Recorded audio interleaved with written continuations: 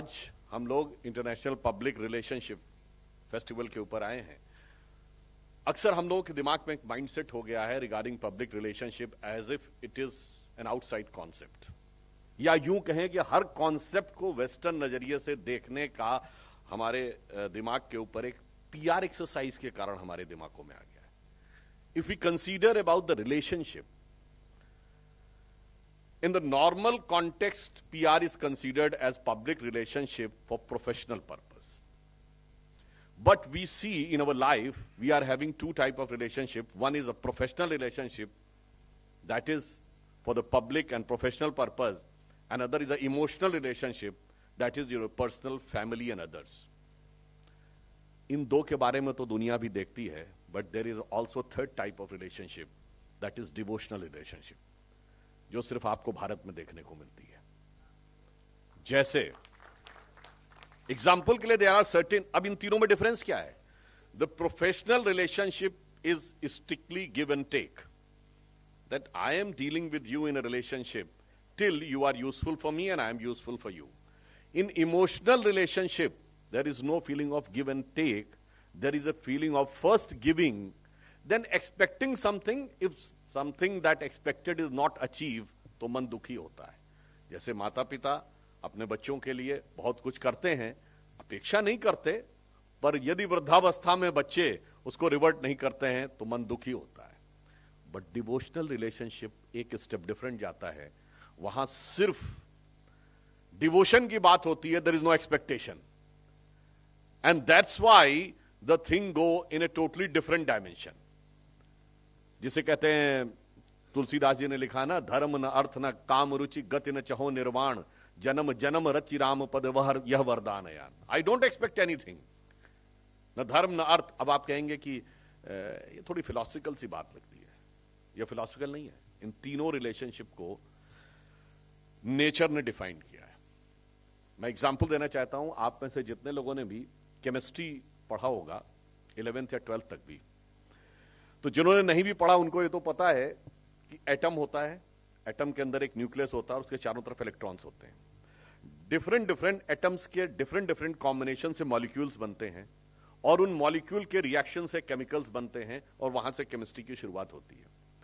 पर आप यूं समझिए, जब दो एटम बिल्कुल इंडिविजुअल आइडेंटिटी के साथ खड़े होते हैं, I am just interested in my self, कोई बॉन्डिंग ही नहीं बनती है।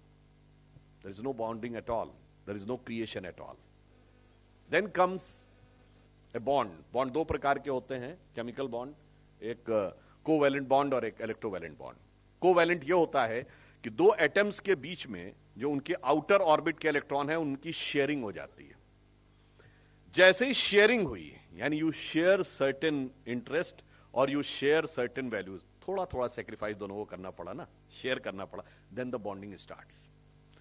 बट जिन्होंने पढ़ा होगा केमिस्ट्री उनको पता होगा, कोवैलेंट से ज्यादा स्ट्रॉन्ग इलेक्ट्रोवैलेंट बॉन्ड होता है। इलेक्ट्रोवैलेंट बॉन्ड ये होता है कि एक एटम ने एक इलेक्ट्रॉन दूसरे को दे दिया, जैसे ही दे दिया तो उस पर एक्सेस इलेक्ट्रॉन हो गए तो नेगेटिव चार्ज हो गया, जिसने दिया उस पर पॉजिटिव चार्ज हो गया, तो because of the positive negative charge वो बॉन्डिंग बहुत स्ट्रांग हो जाती है। यानी नेचर साफ बताती है, अगर कुछ भी नहीं शेयर करोगे कोई बॉन्डिंग नहीं, थोड़ा शेयर करोगे थोड़ी बॉन्डिंग, त्याग कर दोगे तो स्ट्रांग बॉन्डिंग। और ये तो सिर्फ मतलब सांसारिक रेफरेंस फ्रेम में हुआ, और अगर आप स्पिरिचुअल रेफरेंस फ्रेम में सब कुछ त्याग कर देंगे तो वो बॉन्डिंग इतनी सुप्रीम होगी कि उस चीज को, जैसे कहा गया ना कि इलेक्ट्रोवैलेंट बहुत स्ट्रांग होता, वो कितना स्ट्रांग होगा इसको आप इमेजिन नहीं कर सकते। छोटा सा उदाहरण देना चाहता हूं। जैसे अभी दीपावली मनाई गई और दीपावली में अयोध्या में 21 लाख दिए जले। जो दिए जलाने वाले थे उनका कोई एक्सपेक्टेशन था क्या? कुछ नहीं, डिवोशन था। उन्हें बस इस बात की खुशी थी कि मेरे नाम का भी एक दिया जलना चाहिए।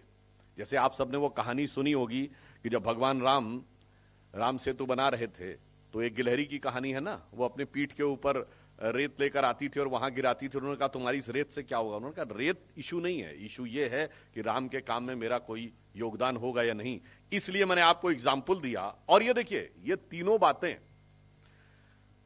जिस कल्चर से आती हैं उसी में इंपैक्ट करती हैं। जब आप प्रोफेशनल पब्लिक रिलेशनशिप की बात करते हैं तो कभी कभी जब आप एकदम डिस्कशन में टॉप पे पहुंचते हैं तो आप कहते हैं नथिंग पर्सनल, स्ट्रिक्टली प्रोफेशनल। आपके मुंह से अंग्रेजी निकलती है, इसका कोई हिंदी नहीं। आप ये नहीं कहते कुछ व्यक्तिगत नहीं है, पूर्णता व्यावसायिक है, ये शब्द नहीं प्रयोग होता।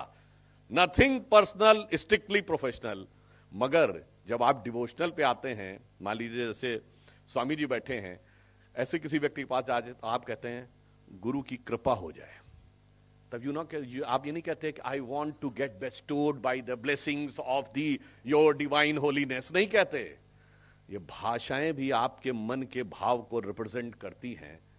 और इसलिए मैंने कई बार कहा है कि रिलेशनशिप में कौन सी भाषा है। अब जैसे एग्जाम्पल के लिए आप अपने मदर और फादर को लिखते हैं। अब आजकल तो ईमेल और मैसेज का जमाना आ गया। जिस जमाने में हम लोग बच्चे थे और चिट्ठी लिखी जाती थी तो dear father, hi dad, hi mom, यही सब लिखा जाता है।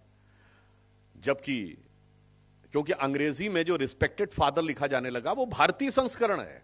ओरिजिनल इंग्लिश टेक्स्ट में there is nothing like respected mother और रिस्पेक्टेड फादर।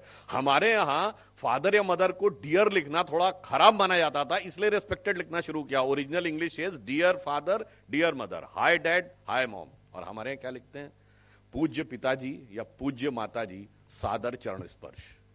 दोनों के रिलेशन का डायमेंशन कितना डिफरेंट हो गया कि हाय डैड, हाय मॉम और पूज्य पिताजी या पूज्य माताजी, सादर चरण स्पर्श। यहीं से डेफिनीशन बिल्कुल अलग होती चली जाती है। और इसीलिए मैंने कहा अब समय में यह बदलाव आया है कि हमें इन बदलती डेफिनीशंस और उसके मीनिंग को भी समझना चाहिए।